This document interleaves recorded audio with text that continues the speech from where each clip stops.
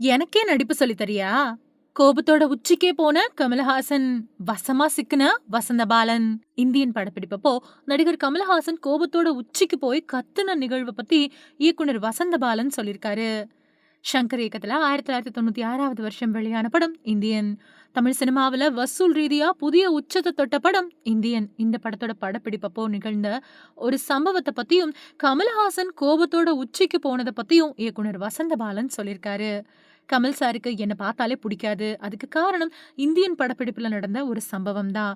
ஒரு காட்சியில கமல நெடுமுடி வேணு கைது பண்ணி தன்னோட வீட்ல அடைச்சு வச்சிருப்பாரு. கமலோட கையிலயும் கால்லயும் சங்கிலி போட்டு கட்டியிருக்கும். அங்கிருந்து கிச்சன்ல இருக்கக்கூடிய சிலிண்டர் வரைக்கும் அப்படியே அந்த சங்கிலிய உடைச்சுக்கிட்டு போய் தப்பிக்கணும் அப்படிங்கிறது தான் முதல் காட்சி. முதல்ல இந்த காட்சிய நாங்க ஒத்திக பார்த்தோம். என்னோட கை, கால்கள சங்கிலி போட்டு கட்டுனாங்க. நான் 2டே தாவல சிலிண்டர் வரைக்கும் போய் சங்கிலியிலிருந்து தப்பிச்சுட்டேன்.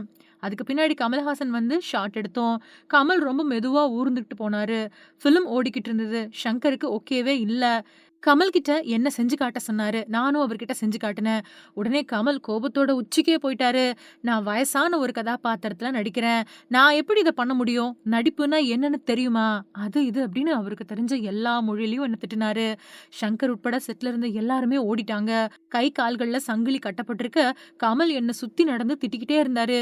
திட்டிட்டு வெளிய போயிட்டாரு. அதுக்கு பின்னாடி என்ன விடுவிச்சாங்க. அவர் திட்டினத பெருசா எடுத்துக்க வேணாம் அப்படின்னு ஷங்கர் சொல்லிட்டாரு. ஆனா ரொம்ப அசிங்கமா இருந்தது. அழுகைய கட்டுப்படுத்தவே முடியல. அடுத்த நாள் ஷூட்டிங்க்கு போகவே இல்ல. இவ்வளவு பெரிய படத்துல என்னோட பேரு வராம போயிடக்கூடாது அப்படிங்கிறதுக்காக மறுபடியும் ஷூட்டிங் போனேன். அதுக்கு பின்னாடி வெயில் படம் வெளியானப்போ கமலஹாசன் என்ன பாராட்டினாரு. ஆனா அவரு என்ன திட்டினது அவருக்கே ஞாபகம் இல்ல அப்படின்னு சொல்லியிருக்காரு வசந்தபாலன்.